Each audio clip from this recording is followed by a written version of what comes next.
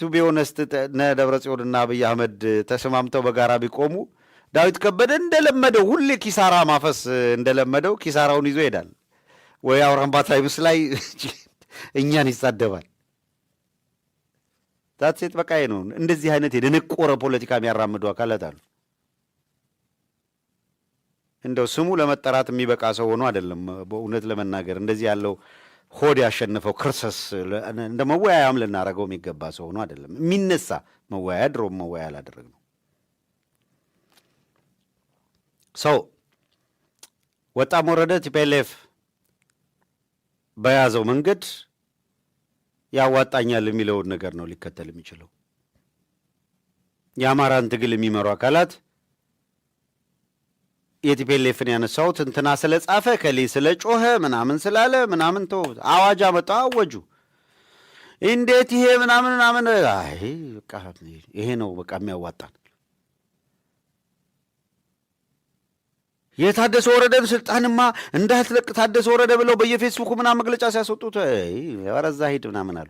አብይ አህመድ መግለጫ ወጣ ምናምን አፍንጫላስ ብለውት ሄደው ተቆጣጠሩ መቀሌ።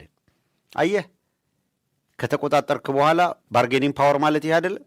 እነ ኦባሳንጆ መጥተው አሁን በመንግስት አቻ እናነጋግር ብለው ዝም ብሎ ሄደ ይመስላል እንዴ? ኦባሳንጆና ቲሙ ደብረጽዮንን በፕሬዝደንት ደረጃ ተቀብሎ እንዲያነጋግር ያስገደደው ታደሰ ወረደ የለም፣ ጌታቸው ረዳ የለም። አብይ አህመድ ትግራይ ላይ ድብን ተደርጎ አውልቀው ገርፈው አሸንፈውት ነው ዛሬ እነ ኦባሳንጆ ሄደው ደብረጽዮን በፕሬዝደንትነት ማዕረግ ቁጭ አድርገው እያነጋገራቸው ያለው። ከፓርቲነት ሰርዤዋለሁ ብሏል። ስልጣን በኃይል ይዘዋል። ከእነሱ ጋር አልነጋገርም፣ ሕግ አስከብራለሁ ምናምን አለ። እንደዛ የለም።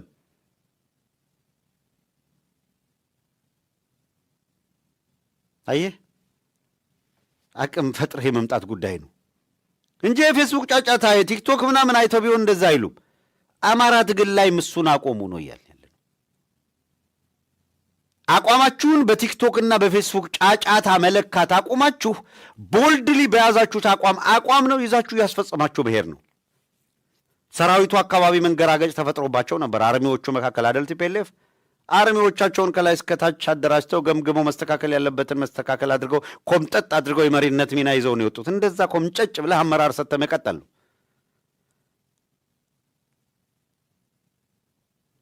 ፌስቡክ ላይ እንዲህ እልሃለሁ፣ ቲክቶክ ላይ እንዲህ አደርጋለሁ፣ መግለጫ አወጣብሃለሁ፣ ከሌ እንዲህ እልሃለሁ ምናምን ፎርጌት ሽምግልና እየላክ እየተሸማገልክ እንትና እንዲህ ሊል ይችላል ምናምን እርሳው። በቃ እንዲያከትም ማድረግ አለብህ።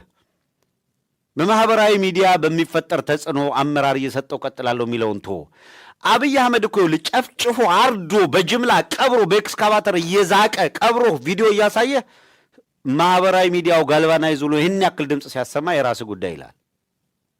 ለምንድን ነው አማራው ጋር ብቻ ወርኪንግ እንትን ምንድን ነው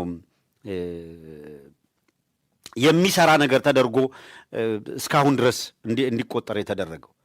አመራሩ አካባቢ ያለው ኮምጨጭ ብሎ አመራር ሰጥቶ የመሄድ ጉዳይ ላይ አይ ቲንክ በደንብ ቢታሰብበት ትክክል ይመስለኛል። እና ጀስት አውጡት። የለም በኦሮሞ ፖለቲካ ውስጥ በፌስቡክ አመራር የሚሰጥበትና በጫጫታ ጃልማሮ አቋም ሲቀይር ወይ ሀሳብ ሲሰጥ ምናምን ሰጥተህ አታውቅም። ቁርጥ ያለ አቋም የያዙበትን ጉዳይ አብራርተው ይሄ ነው አቋማችን ብለው ነው የሚቀጥሉት። መፍረከክ የሚባል ነገር መኖር የለበትም። መፈታት ያለበት በድርጅት መዋቅር ነው መፈታት ያለበት። ሰው የሆነ አካል ብድግ እያለ በድርጅት ጉዳይ ወደ ነገር የሆነ የእዝ ሰው የሆነ ምናምን አባል ሰው የፈለገውን እያፈነገጠ ከድርጅት መርህ አሰራር ምናምን ውጭ ሲወጣ ይሄ አይቻልም የሚል ኮምጨጭ ያለ አመራር ሰጥተህ የምታልፍበት ነገር ከሌለ ሽርክርክ ከሆንክ የለም ብዙ ርቀት ልትሄድ አትችልም። ነገም ከነጎዲያም ይሄ እንደ ትንሽ ኮምጨጭ ብሎ አመራር ሰጥቶ መሄድ በየቀጠናው አስፈላጊ ይመስለኛል። በእኔ እይታ ምልከታ ሀሳብ ነው እያጋራን ያለ ነው። አብይ አንድ ትእዛዝ ሰጠ። ትእዛዙ ከቀጥታ ከኢትዮጵያ ኦርቶዶክስ ተዋሕዶ ቤተክርስቲያን ጋር የሚገናኝ ነው። ሰራዊት ከሰሜን ማዘጋጃ እስከ ወሰርቢ ሱሉልታ ድረስ የተሰማራበት ምክንያት ሌላ ነገር እንዳይመስልህ የኢትዮጵያ ኦርቶዶክስ ተዋሕዶ ቤተክርስቲያን አማኞች አሁን እያደረጉት ባለው ንቅናቄ ችግር ይፈጠራል የሚል ግምገማ ወስደዋል። አንድ ድራማ ሰርተዋል። እነ ሳዊሮስ ወደ አርሲ ሄደናል ብለው አንድ መድረክ ምናምን ተገኙ። ከዛ በኋላ አሰኮ ነው ምናምን የሚባለው እዛ አሁን ጭፍጨፋ ወደ ተካሄደበት ቦታ ሊሄዱ ሲሉ መንገድ ላይ ታጣቂዎች ከለከሏቸው ተባለ። አስተውሉ፣ ታጣቂዎች ከለከሏቸው። እንዴት እነ ሽመልስ አብዲሳ እንደሚቀልዱ፣ እንዴት እነ ሳዊሮስ ድራማ እንደሚሰሩ እዩ። ጳጳሳቱን ይዘዋቸው ሄዱ። አስተውሉ። 8-9 ጳጳሳት ወደ አርሲ ሄዱ። ኦኬ፣ አርሲ ሲደርሱ ከለከሏቸው ተባለ።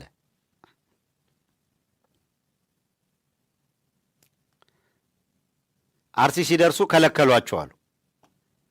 ምንድነው መከልከል? አይ ታጣቂ ግሩፕ ነበረ፣ ታጣቂው መጥቶ እንዳያልፉ ከለከለ። ማን ነው ታጣቂ? ታጣቂው ማን ነው? ሸኔ። አስባችሁታል? 9 ጳጳስ ልከው በፓትሮል አጅበው በቦታው ላይ ከመንግስት ጋራ መግባባት ተገባብቶ መስራት ያስፈልጋል። የመንግስት መዋቅር ህዝቡን ሊጠብቅ የሚገባው አካል ነው ህዝቡን የሚያሳድደው። ህዝቡን ሊጠብቅ የሚገባው አካል ነው ህዝቡን የሚገድለው። ፍትህ እንዲ ኦኬ እንመለስበታለን። ወደዛ ወሰዷቸውና ጳጳሳት ምናምን ብለው ሚዲያ ይዘው ነው ሄዱት። ከዛ አርሲ የሆነ ቦታ ላይ አገልግሎት ሰጡ፣ ህዝብ አጽናኑ ምናምን ተባለ። ከዛ ወደ አሰኮ ዲሂድ ተባለ። ጉዞ ተጀመረ። አንድ ፓትሮል ከፊት አንድ ፓትሮል ከኋላ ሆነና ጉዞ ጀመሩ። ልክ ጭፍጨፋ የሚካሄድበት ቦታ ሊደርሱ ሲሉ አይ መንገዱ እነዛን ክርስቲያኖቹን በገደለው ሸኔ ስለተዘጋ ማለፍ ስላልተፈቀደ በቃ መመለስ አለብን። አያችሁ የገደለው ሸኔ አሁን እዚህ መንገድ ዘግቷል አሏቸውና ተመለሱ። ሽመልስ አብዲሳ የሚጫወትብ በጳጳስነት ስም የምታጭበረብር ወስላታ ሁላ ማንም ላይ እንድትቀልድ አይፈቀድም። ኦርቶዶክሳውያን በዚህ እንዳትታለሉ። ቁማር ነው የሰሩት፣ እየተከታተልናቸው ነበር። ድራማ ነው የሰሩት። እነ ሽመልስ አብዲሳ ማያውቁት አብይ አህመድ የማያውቀው እዛ ሸኔ ተብሎ መንገድ የዘጋ ኃይል የለም። የሞተው 2 ሰው ብቻ ነው ብሎ የሰብአዊ መብት ኮሚሽን አረጋገጠ። ልኡክ ልኬ አረጋግጥኩ አላለም? የሰብአዊ መብት ኮሚሽን ልኡክ ልኮ ሄዶ ሲያረጋግጥ የሚከለክለው የሚያግት ሸኔ አልነበረም።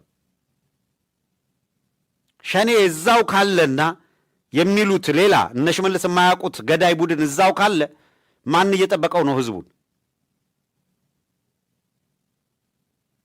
እየተገደልን ነው ብለው ሲናገሩ የሚያስፈራራቸው ማን ነው? ኦርቶዶክሳውያኑን። ጌታዬ የውልህ አሁን ከሰሜን ማዘጋጃ እስከ ሱሉልታ ድረስ ሰራዊት ያሰማራው ኦርቶዶክሳዊ የሆነ የፌዴራል ፖሊስ አባል፣ ኦርቶዶክሳዊ የሆነ የአዲስ አበባ ፖሊስ አባል ተለቅሞ ዝርዝሩ እንዲመጣ ተብሎ ትእዛዝ ተሰጥቷል። የምንነግር ትክክለኛ መረጃ ነው። የኦርቶዶክስ እምነት ተከታይ የሆነ የፌዴራል ፖሊስ አባል በስም ዝርዝር ተለይቶ እንዲመጣ ተብሏል። የአዲስ አበባ ፖሊስ አባል ሆኖ የኦርቶዶክስ ተወላጅ የሆነ በተለቅሞ እንዲመጣ ተብሏል። በደህንነት መዋቅር ውስጥ ያሉ የኦርቶዶክስ እምነት ተከታዮች ተለቅሞ እንዲመጡ ተብሏል። አማራው በዚህ መንገድ ነበረ ተለቅሞ የጸዳው። አሁን ኦርቶዶክሳዊ የሆኑ መረጃ ያቀብላሉ፣ ችግር ይፈጥራሉ፣ እንዲያረጋሉ ተብሎ ስለታሰበ ይሄ ተባለ አይደለም። ከሰሜን ማዘጋጃ እስከ ወሰርቢ ሱሉልታ ድረስ ሰራዊት እንዲበተን አድርገው በነገራችን ላይ በአስፓልቱም በጫካ ውስጥም ነው ሰራዊት ስምሪት የተሰጠው። ኦርቶዶክሳዊ የሆነው ስም ዝርዝሩ እየተለየ የተወሰኑ አካላት እየታሰሩ ነው። ልክ የሃይማኖት ተቋማት ላይ እንዳሉት በፌዴራል ፖሊስ፣ በአዲስ አበባ ፖሊስ ውስጥ በደህንነት መዋቅር ውስጥ ያሉ የኦርቶዶክስ እምነት ተከታይ ነው ከሰሞኑ ለጓደኞቻቸውን ለማንም የመቆርቆር ስሜት ያሳዩት በሙሉ እየተለቀሙ እየታሰሩ ነው በየቦታው ላይ። የመጀመሪያው የተባለው ጫካሚውን የትም ለቅመህ ሰረው ነው። አንድ ሁለተኛ፣ ይሄ ኦፕሬሽን ሲሰራና ማሰር ሲጀመር ወደ የጫካ የሚሄድ ሊሆን ይችላል። እያንዳንዱ እንቅስቃሴ በጥንቃቄ ይታይ። በወታደር እንቅስቃሴ ውስጥ ተገብቷል። ኢትዮጵያ ኦርቶዶክስ ተዋሕዶ ቤተክርስቲያን ላይ ይሄን እየሰሩ ባለበት እነ ሳዊሮስ ወደ አርሲ እንዲጓዙና ድራማ እንዲሰራ ተደረገ። እያንዳንዱን ነገር እየተከታተልን ነው። መተኛት የለም፣ እንቅልፍ የለም። ይህንን ሀገር ሃይማኖታችንንም ለእናንተ ሰጥተን እንዴት እንተኛለን? የሳዊሮስ ቁማር የተበላ ቁማር ነው። አንዳንዶቻችሁ አባቶቻችን ከመንገድ ተመለሱ ምናምን እንደዛ አይነት ጫወታ አንቶ ከመንገድ የተመለሱት እንዲመለሱ ታስቦ ነው። ሸኔ የሚባል እዛ ከመንግስት ቁጥጥር ውጭ የሆነ ገዳይ አለ ለማለት ሳዊሮስ ተነግሮት ድራማውን ሲሰሩ እየተከታተልን ስለሆነ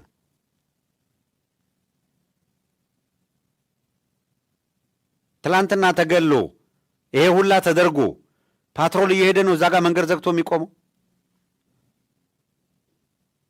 ከፍቶ አስገብቶ ትክክለኛ የምር እንደዛ አይነት ሐሳብ ያለው ቢኖር ከፍቶ አስገብቶ ይላጫቸው ነበር። እነሱንም የሄደውን 9 ጳጳስ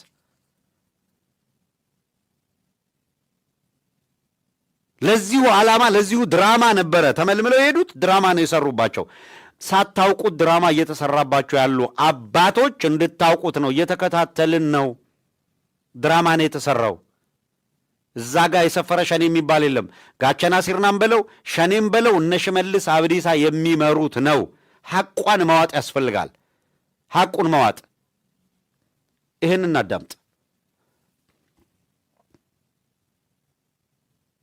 ከመንግስት ጋራ መግባባት ተግባብቶ መስራት ያስፈልጋል። የመንግስት መዋቅር ህዝቡን ሊጠብቅ የሚገባው አካል ነው ህዝቡን የሚያሳድደው። ህዝቡን ሊጠብቅ የሚገባው አካል ነው ህዝቡን የሚገድለው። ፍትህ እንዲሰጥ የሚጠበቅበት አካል ነው ፍትህ የሚነፍገው።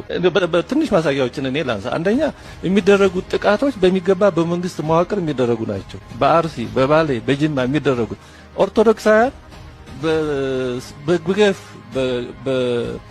በግፍ እና በገፍ ግልጽ በሆነ ሁኔታ በህገ መንግስት ሳይቀር በአሰራር ሳይቀር በአዋጅ ሳይቀር እየተገደሉ እየተሳደዱ ንብረታቸው እየወደመ ልክ እንደ መንገድ ላይ ስጦ ማንም እየዘገናቸው ለነዚህ ለመጮህ አይደለም ኦርቶዶክሳዊ ሆነን ኦርቶዶክሳዊ ያልሆነ ማንም ጥሩ ህሊና ያለው ሰው ግዴታው ነው። መብት ብቻ ነው፣ ይሄ ግዴታ ነው። ሰው የመሆን ግዴታ ነው። ነውርን ለመቃወም ሰው መሆን በቂ ነው የሚባለው ግን ይሄ ከዛ በላይ ነው እና ይሄ የውክልና ጉዳይ ሳይሆን የህልውና ጉዳይ ነው። ተፈጥሯዊ ነው። ሰው ህልውናውን ማስከበር ተፈጥሯዊ ግዴታው ነው፣ ግዴታ ነው። እና ይሄ የውክልና ተሰጥቷል አልተሰጠህም። ከመንግስት ጋራ መግባባት ተግባብቶ መስራት ያስፈልጋል። ይሄ መለካዊ ነው። አሁን አየው ያኛው ነግሯል። መምህሩ መንግስታዊ ነው መዋቅራዊ ነው የተፈጸመ ያለው ግድያ። ያነጣጠረውም ኦርቶዶክሳዊ ላይ ነው። ገዳዩ ደግሞ መንግስት የሚባለው አካል ነው መዋቅሩ ነው ብሎ ነው አይደለም እያቀረበ ያለው። ይሄ ባለበት መንግስት የሚባለው አካል ገዳይ ሆኖ እየገደለ እያጠፋ እያወደመ ባለበት እውነታው ይሄ ሆኖ ሳለ ማለት ነው፣ ትክክለኛው ይሄ ሆኖ ሳለ ምንድን ነው እየሆነ ያለው? ምንድነው እውነታው? ትክክለኛው ነገር ምንድነው? እነ ሳዊሮስ ደግሞ የሚሰብኩት በካድሬነት የሚሰብኩት ለየትኛው ነው? ሐቁን መቀበል ነው። እስኪ ለስር የተዳረጉትን ዶክተር ቀሲስ መዝገቡን እናዳምጣቸው። እኛ እግዚአብሔርን እንመስላለን። ለምን? እሱ ራሱ ምን ብሏል? እኔን ምሰሉ ብሏል። አላለም እንዴ? ብሏል። እኔ በእናንተ እኖራለሁ እናንተ በእኔ ትኖራላችሁ ብሏል። ስለዚህ እሱ እግዚአብሔር በባህሪ ያለውን እኛ በጸጋ ማለት ነው እግዚአብሔርን እንመስላለን እንደ እግዚአብሔር። ምንም ይሄን ስንል ምንም ሄዚቴት አናደርግም። እንደ እግዚአብሔር ነው የምንኖረው። እግዚአብሔራዊ ክብር የባህሪ ነው፣ የኛ ግን የጸጋ ነው ተሰጥቶ።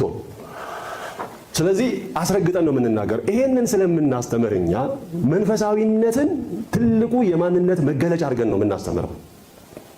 እነሱ ግን ይሄንን አያስተምሩም። የፕሮቴስታንቱም ዓለም የካቶሊኩም ዓለም ይሄ አስተምሮ የላቸውም። የምስራቅ ኦርቶዶክሱ፣ የኦሪየንታሎቹ፣ እኛ ላይ ይሄንን የምናስተምር። ስለዚህ ለነሱ ስነ ምግባራዊነት ጫፍ ነው፣ ትልቅ ነገር ነው።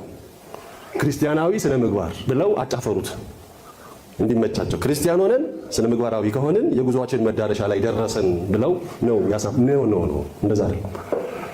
እኛ ጋር ገና ስነ ምግባራዊነት ከአሉታዊነት ትእዛዝ በማክበር መጀመሪያ እውነትን ከመረዳታችን በፊት ሁለተኛው ስቴፕ እሱ ነው። እውነትን ከመዋሃዳችን በፊት ሶስተኛው ስቴፕ እሱ ነው። ልብ አድርጉ። የመጀመሪያው እውነትን ለመረዳት ከገባንበት አሉታዊ የኃጢአት የርኩሰት ረመጥ መውጣት ነው የመጀመሪያው ስቴፕ። ልክ የእግርን ጫማ አውልቅ እንዳለው ሙሴን ማለት ነው። መራገፍ አለበት ያ የእግር ጫማ በግብር ያው የምንፈጽመው በትርጉም ግን እዛም ሲረግጥ እዛም ሲዳከር እዛም ሲገባ ምንም ሲቀላውጥ ከእውቀቱም ስጋዊ እውቀት ከግብሩም የኃጢአትን ግብር ከስራም ምን የሰው ልጅ በዚህ ዓለም ላይ እግዚአብሔር ነው የሚንከባከበው እንደው እንደ አጥር እንደ ቅጥር ከልሎ እንዲህ የሚሸፍነው ካላገኘ በቀር በዓይናችን የምናየው በጆሮአችን የምንሰማው ምን የምንተነፈሰው አየር እኮ የተበከለ እኮ ነው በቃ። ስለዚህ እሱን አራግፎ እዛው ደጅ ከቤተ ክርስቲያን ቅጥር ሳይገባ አራግፎ ሲመጣ ከዛ በኋላ እውነትን ይረዳል። እውነትን ይረዳል። ቀሲስ መዝገቡ ዶክተር ቀሲስ መዝገቡ በጣም የሚገርሙ ሊቅ ናቸው። በቤተክርስቲያን እውቀታቸው በዓለማዊ ትምህርታቸውም በጣም ላቅ ያሉ በፒኤችዲ ያላቸው ናቸው። በዚሁ አጋጣሚ በጣም በበኩሌ በጣም በትልቁ ከማከብራቸው የሚገርም እውቀት ካላቸው በመንፈሳዊም በዓለማዊም እውቀታቸው እጅግ የበሰሉ እኔ ፊሎሶፊ አስተምረውኛል። በጣም የምገረምባቸው መምህር ናቸው። መንፈሳዊ እውቀታቸውም እንደምታዩት ነው። በጣም የሚገርም ነው። እኛ አባት ለምን እንገደላለን? ምን አድርጎ ኦርቶዶክስ አይገደላል የሚል ጥያቄ ያነሱ። አብይ አህመድ ጉሮሯቸውን አንቆ እስር ቤት ወረወራቸው። ከነ ችግሩም ቢሆን የኢትዮጵያ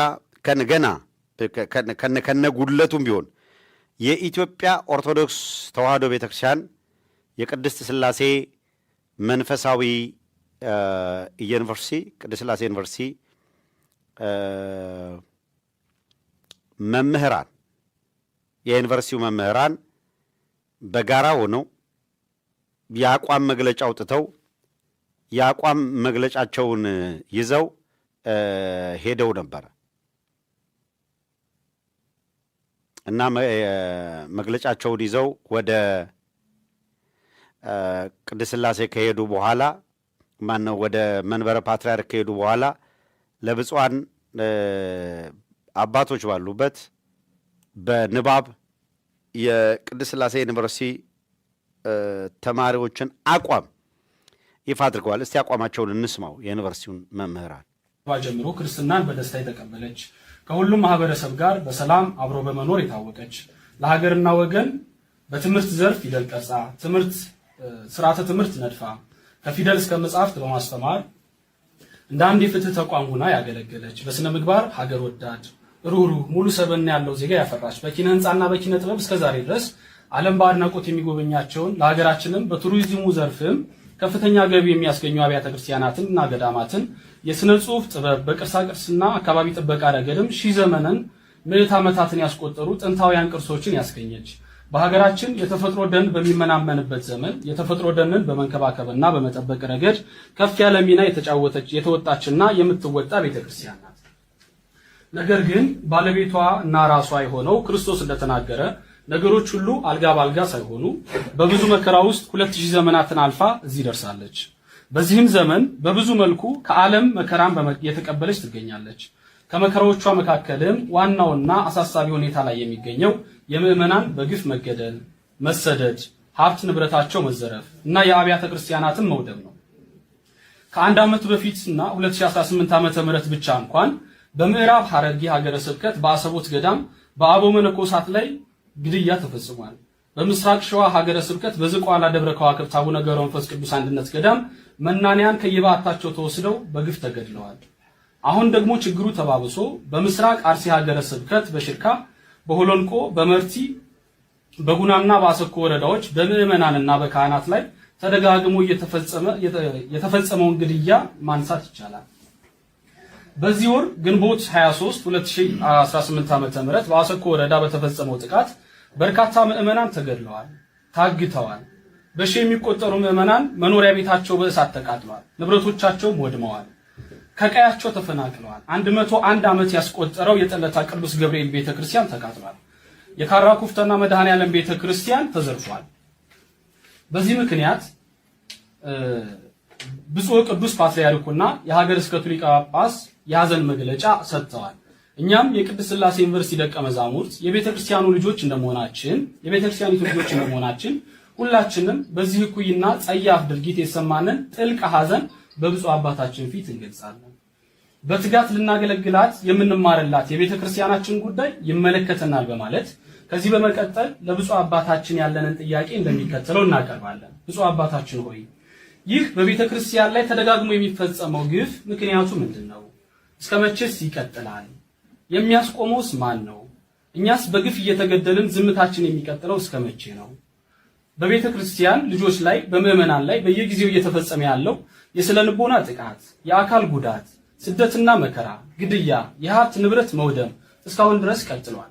በየጊዜው እየተፈጸመ ያለው በመሆኑም ጥቃት ፈጻሚው አካል ተጣርቶ ህጋዊ እርምጃ ጉዳዩ በሚመለከተው አካል ተወስዶ በህይወታቸው በቤታቸውና በንብረታቸው ላይ ጥቃት የተፈጸመባቸው ምዕመናን እውነተኛ ፍትህ እንዲያገኙ ብፁዓን አባቶቻችን በጥባትና በቁርጠኝነት የመንፈስ ቅዱስ ልጆቻቸውን ከሞትና ከስደት እንድታድኗቸው በልጅነት መንፈስ እንጠይቃለን፣ እንማጸናለን። ሶስተኛ በምስራቅ አርሲ ዞን በደረሰው ጥቃት ምክንያት ከቤት ከንብረታቸው የተፈናቀሉ በብዙ ሺህ የሚቆጠሩ ምዕመናንን በአሁኑ ወቅት በጽኑ ችግር ውስጥ ስለሚገኙ አፋጣኝ የሆነ የነፍስ አድን እርዳታ እንዲደረግላቸውና ደህንነቱ ተረጋግጦ ወደ ስፍራቸው ተመልሰው ኑሯቸውን ማቋቋም የሚችሉበት የተጠናና መሬት ላይ የወረደ ስራ እንዲሰራ ስንል በአክብሮት እንጠይቃለን፣ እንማጸናለን።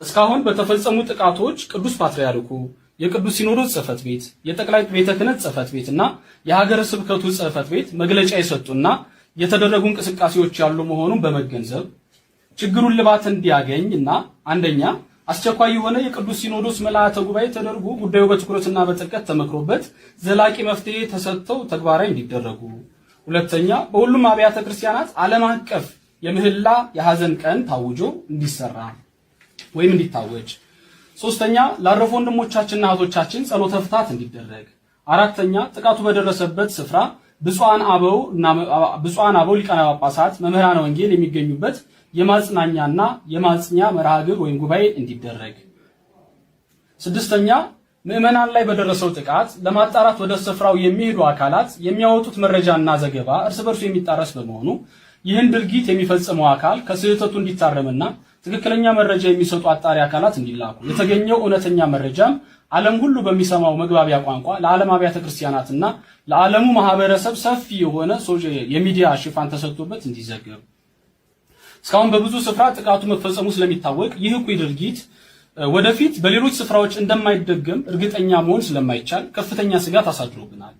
ይህን መሰል ጥቃት በምዕመናን ወገኖቻችን ላይ እንዳይፈጸም በሰላም መኖር እንዲቻል ቋሚና ንቁ የሆነ የቅበተ እምነትና የህግ ጠለላ የሚሰጥ መደበኛ ተቋም ከጠቅላይ ቤተ ክህነት ጀምሮ እስከ አጥቢያ አብያተ ክርስቲያናት ድረስ ተዘርግቶ ሳይቃጠል በቅጠል እንዲሉ ቀዳሚ ጥንቃቄ እንዲደረግና ወደ ስራ እንዲገባ ስንል በልጅነት መንፈስ ሆነን በታላቅ ትሕትና እንጠይቃለን። የመንበረ ፓትርያርክ ጠቅላይ ቤተ ክህነት ጽሕፈት ቤት ከመንግስት ጋር የጀመረውን ውይይት ከግምት ውስጥ በማስገባት እና አጠናክሮ እንዲቀጥል በማሳሰብ የመንግስት የመጀመሪያ ተግባሩ የዜጎችን ደህንነት መጠበቅ፣ ዜጎች በሃይማኖታቸውና በማንነታቸው ተለይተው እንዳይጠቁ አስተማማኝ ዋስትና መስጠት፣ የህግ የበላይነትን በተግባር ማረጋገጥ ስለሆነ ከአሁን ቀደምም ሆነ በዚህ ሳምንት በተለያዩ ጊዜያት ሰብአዊ ጉዳትና ግድያ የደረሰባቸውን ንጹሃን ኦርቶዶክሳውያን የአደባባይ ፍትህ እንዲያገኙ እንዲደረግልን እንጠይቃለን።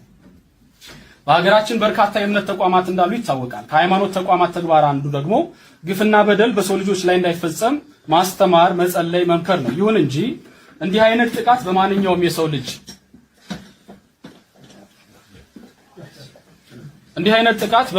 የሰው ልጅ ላይ ሲፈጸም እኩይ ድርጊትን አለማውገዝ፣ ከተጎጂዎች ጎን አለመቆም ከሞራልም ከሃይማኖትም አንጻር የሚጠበቅ አይደለምና በፈጣሪ ዘንድም የሚያስጠይቅ ስለሆነ በምስራቅ አርሲ ዞን ከቤት ንብረታቸው ለተፈናቀሉ ለተገደሉ ኦርቶዶክሳውያን ለተቃጠለችው ቤተክርስቲያን ፍትህ ለማረጋገጥ የበኩላቸውን ተቋማዊ አስተዋጽኦ እንዲያደርጉ ብፁዓን አበው ሊቃነ ጳጳሳት በኩል ጥሪ እንዲደረግላቸው ክትትል እንዲደረግ እንጠይቃለን። ይበቃል። በመጨረሻም በመጨረሻም ብሎ ምንም መደምደሚያ ነው የሚያስቀምጠው። የቅድስት ሥላሴ ዩኒቨርሲቲ ተማሪዎች አትሊስት በዚህ ደረጃ ከፍ ያለ ነገር ይዘው መምጣታቸው እንደ ትልቅ ነገር ይሰማኛል። በጣም ትልቅ ነገር ነው። ነገር ግን ይህን ጥያቄ ያቀረባችሁ የቅድስት ሥላሴ ዩኒቨርሲቲ ተማሪዎች ሲኖዶሱ ምላሽ ካልሰጠ ምንድን ነው የምታደርጉት ነው ጥያቄ መሆን ያለበት። ጀስት መግለጫ ወጣችሁ፣ ችግሩ ሳይፈታ ጥያቄ ያቀረባችላቸው አባቶች ምንም መልስ ሳይሰጡ ሲቀሩ በዛው በቃ ይሄ ለዚህ የሚዲያ ኮንሰምፕሽን ውሎ ይቆማል ወይስ ተከታትላችሁ ይሄንን እስካልፈጸማችሁ ድረስ ቤተክርስቲያኗን እየመራችኋት አይደለም ወደሚል ትግል ትገባላችሁ ነው? አሁን ከላይ ያለው የጳጳሳቱን ኦፍኮርስ እረዳለሁ፣ ብፁዓን አባቶች ናቸው።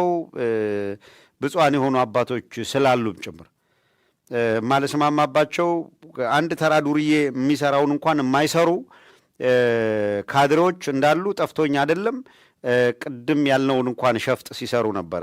ሰርፕራይዚንግሊ ዩኒቨርሲቲ መምህራኑም የቅድስት ሥላሴ ተማሪዎችም እንድትረዱት ነገሩን ከጥያቄዎቻችሁ መካከል አንዱ በቦታው ላይ የማጽናኛ ፕሮግራም መምህራን፣ ዘማሪያን፣ ብፁዓን አባቶች በተገኙበት እንዲዘጋጅ ተባለ።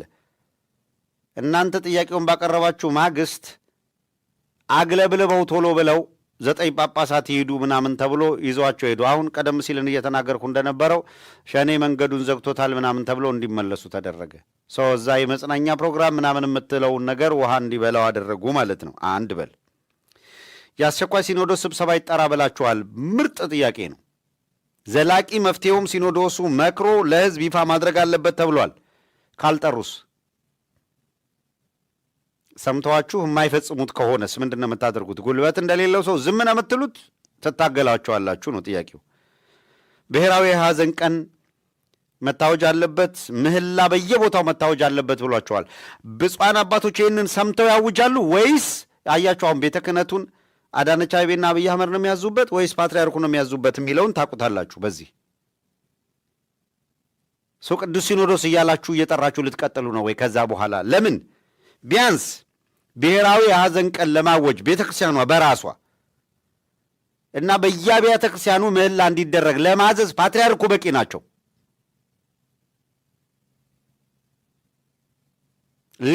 ሌላው ማንኛውም አካል ባያምንበት ፓትርያርኩ ብቻቸውን ካመኑበት በራሱ በቂ ነው፣ ከበቂ በላይ ነው። ብቻቸውን ፓትርያርኩ ካመኑበት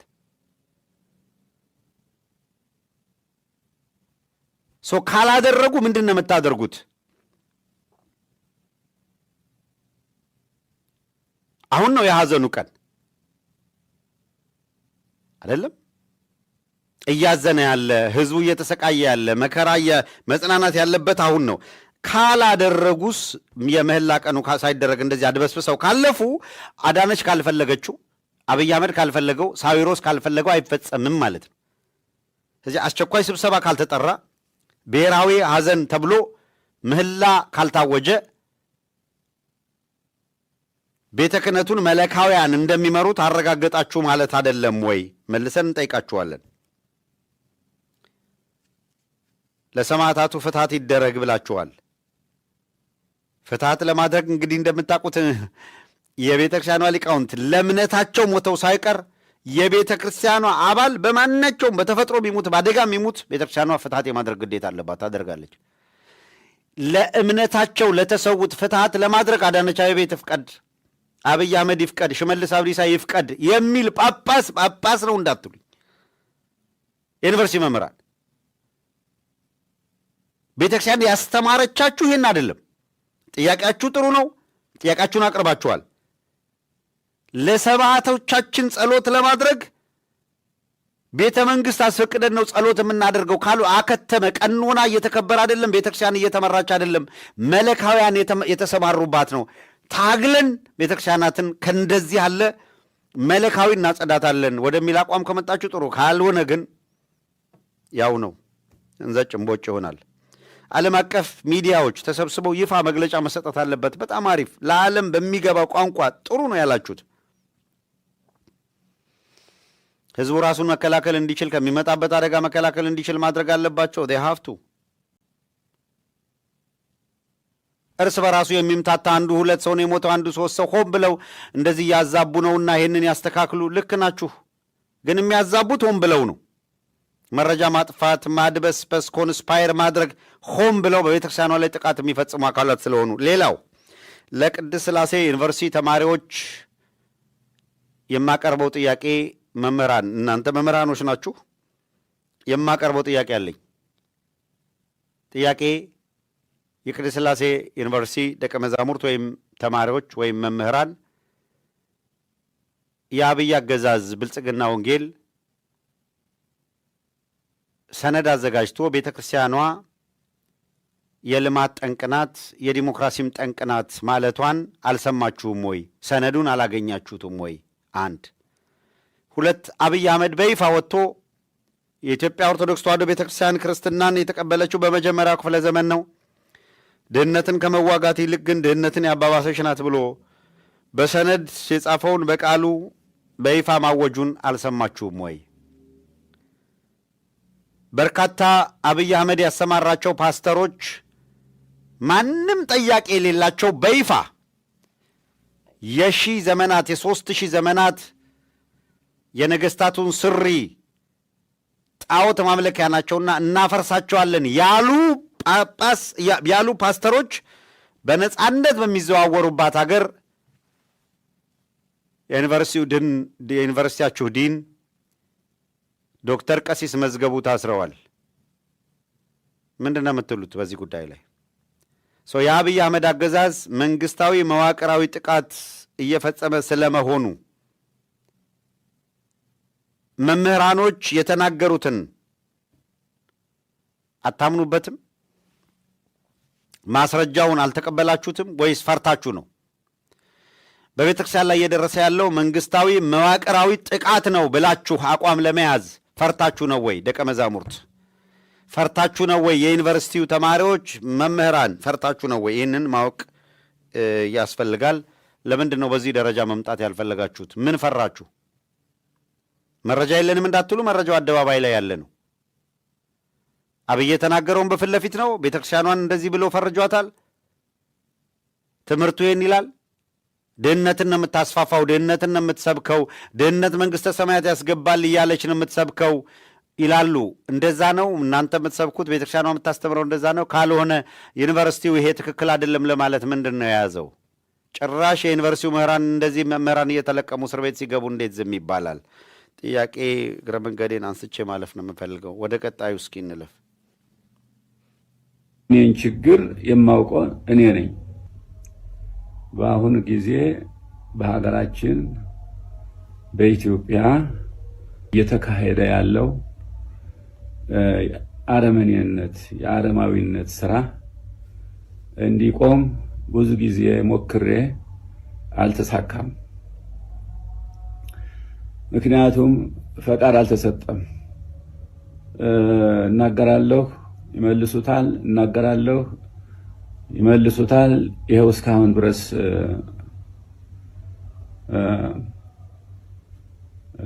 ምንም አይነት ፈቃድ አልተገኘም እና ሁላችሁም ወገኖቻችን ማወቅ ያለባችሁ እዚህ ያለውን ችግር የኔን ችግር የማውቀው እኔ ነኝ።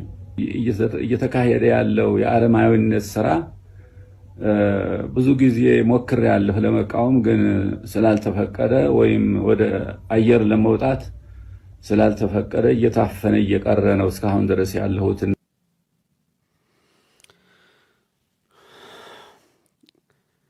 ምንም ማለት አይቻልም። ማብራሪያ የሚጠይቅም ጉዳይ ስላልሆነ ቀጣዮቹን ደግሞ ቪዲዮዎች እንደዚሁ ተካተካ አድርገን እያየን መቀጠል ነው።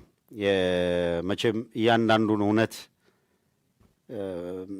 ማወቅ ያለበት የማህበረሰብ ክፍል እያንዳንዱን እውነት እያወቀ እንዲሄድ ከማድረግ የዘለለ ሌላ ምንም ልናድረግ አንችልም። እነዚህን እውነቶች ግን መራር ሐቁን እያወቅ ነው እንድንሄድ ነው። እስኪ ቀጥሎ ያለውን እኔ ተቃጥሏል የሚል አባታችን ደውዬ ብነግር ያን ነው ይሄን ያህል ሰው ሞተ ብዬ ብናገር ያልሞተውን ሰው ሞተ ብለሃል። ሴት አንጥተህ ነው ቤተክርስቲያን ያልተቃጠለው በውሸት ተቃጥሏል ትላለህ።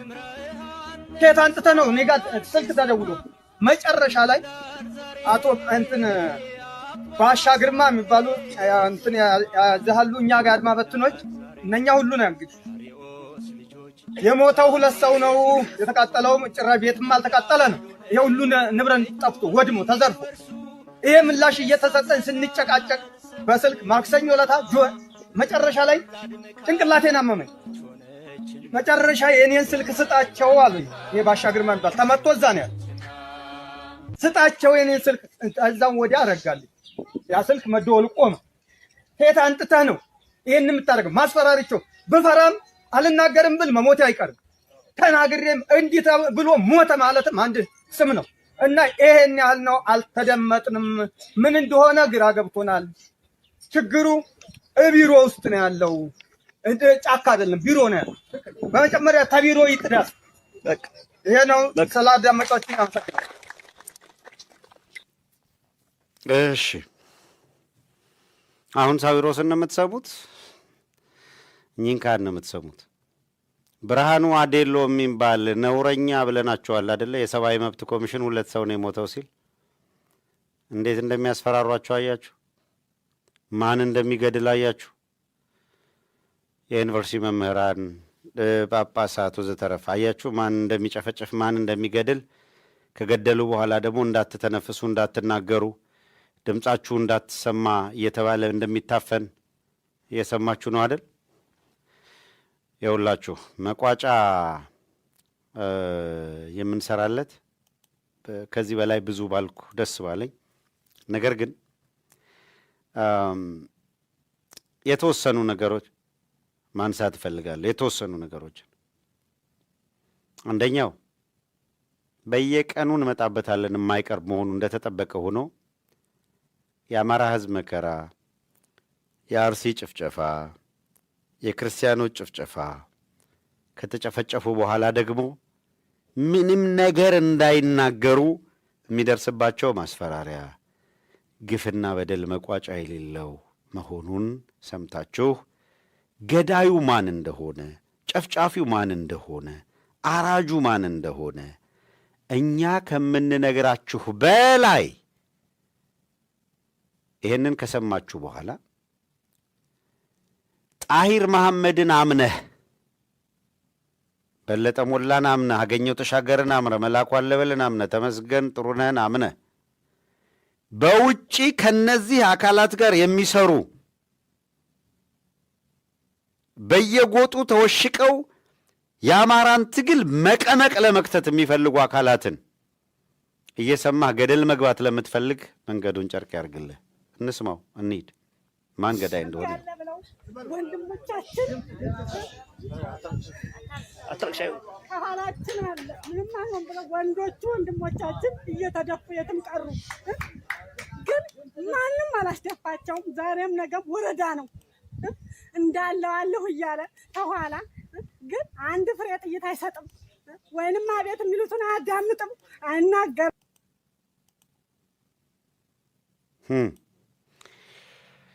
እንደው ሰረረ እንደው መከራቸው እንደው ስቃያቸው በስማ ያለ ብለው ወንድሞቻችን ከኋላችን አለ። ምንም አይሆን ብለው ወንዶቹ ወንድሞቻችን እየተደፉ የትም ቀሩ። ግን ማንም አላስደፋቸውም። ዛሬም ነገም ወረዳ ነው እንዳለው አለሁ እያለ ከኋላ ግን አንድ ፍሬ ጥይት አይሰጥም፣ ወይንም አቤት የሚሉትን አያዳምጥም፣ አይናገርም። ማን እንደሚገድል አያችሁ? ከእናቶች በላይ ማንን ልታመጡ ነው? እያንዳንዱን ማስረጃ ነው የምታዩት። ካህኑ ምን አለ? የካህኑን አቅርበናል፣ ሰምታችሁታል። ከምዕመናን ምን አሉ? ማን ነው የሚገላቸው? ማን ነው የሚጨፈጭፋቸው? ወረዳው ነው? ዞኑ ነው? ማበተና ነው? የሚያውቃቸው አካላት ናቸው። እንዴት እንደሚጫወቱባቸው፣ እንዴት እንደሚያሰቃያቸው። እስኪ እንቀጥል። እያልኩ ስለ ወንድሜ አንድ ነው ህግ አለ እንዲህ አትበይኛለኝ። ድፍት ብሎ ቀረ። እሳት ነበር ስንት የኖረ ነው። 16 ዓመት የታገለ ነው ወንድሜ። ዛሬ እንደገና በዚች ደጁ ድፍት ብሎ ቀረ። ወንድሞቼ እነ ከፌና አባየው አይታይም? ይሄ የቆመ እኮ እየለመነ ይበላል፣ የቆመ እየዞረ ይበላል፣ የሞተ ቴት ይመጣል። በሰዓቱ ሸሽተን ቢሆን አውቀን ቢሆን ትላንትና ጨፋ ሲቃጠል ዛሬ እንዲህ አንሆንም ነበር። አዎ ስለማና ነው። ግን እኔ ወንድሜንም አጥቼ ንብረቴም ደብሎ ይድበል ወንድሜ በኖረ ነው። ስንቱን ፈጁት፣ ስንቱን ጨፈጨፉት፣ ስንቱን አረዱት፣ ስንቱን ገደሉት። ገለው ደግሞ ከዛ በኋላ የጭካኔያቸው ልክ መግደላቸው ብቻ እኮ አይደለም፣ ገለው ጨፍጭፈው አሰቃይተው ከዛ በኋላ የሚጫወቱብን ነገር፣ ከዛ በኋላ የሚቀልዱብን ነገር፣ ከዛ በኋላ በስቃያችን ላይ ደግሞ የሚጫወቱት ነገር ነው። ይሄ ስርዓት እንዲህ የሚገለን እንዲህ የሚጨፈጭፈን ስርዓት አንድ የመሰናበቻ እንዲሆነን በተለይ ለአማራውያን፣ በተለይ ለአማራ ህዝብ፣ ለተለይ ለኤሊቱ እስኪ አንድ ቪዲዮ እንይና እሱን ቀጥሎ ሁለት ማስከተያ አድርገን የዛሬ ውይይታችንን እንቋጨዋለን።